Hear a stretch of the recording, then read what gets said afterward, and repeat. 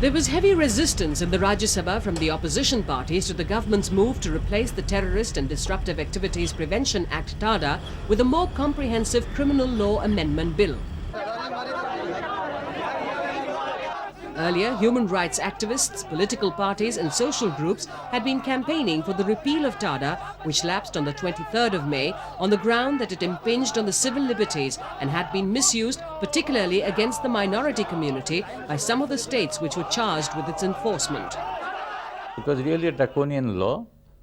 In fact, the special provisions given in Tada, that special law, were derogatory to the normal human standard of civilized administration.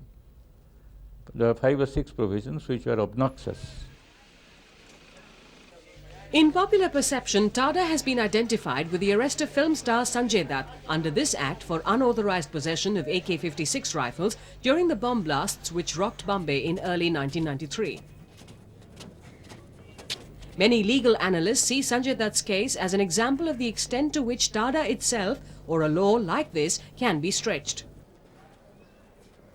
Even today, there is a debate whether Tada automatically ceases to apply to those booked under it after the law has lapsed. And even if the act lapses, things that had come before the lapsing are entitled to go and proceed as if the act has not lapsed. Several decisions of the Supreme Court also take the same view. Therefore, if you want the cases to close, that has to be done by special law. Parliament must legislate and say that, well, with the lapse, the pending cases also will lapse.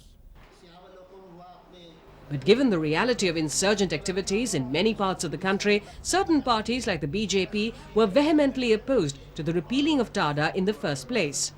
We as a political party are concerned about the unity and integrity of the nation, and we are equally concerned about individuals' liberty. But we want to strike an ideal balance between the two. So we told them that there are laws sufficient and effective to deal with all the offences short of terrorism. Therefore, there should be a law exclusively to deal with terrorism. While the Union government responded to public opinion by allowing Tada to expire last month, it nevertheless appealed to the opposition parties for a consensus on another, more humane anti-terrorism law to effectively check insurgency, which has paralysed normal life, especially in Jammu and Kashmir and the northeastern states.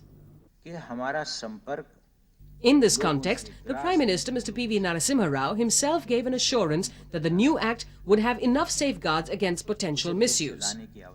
According to legal experts, the bill seeking to replace Tada differs in many critical areas.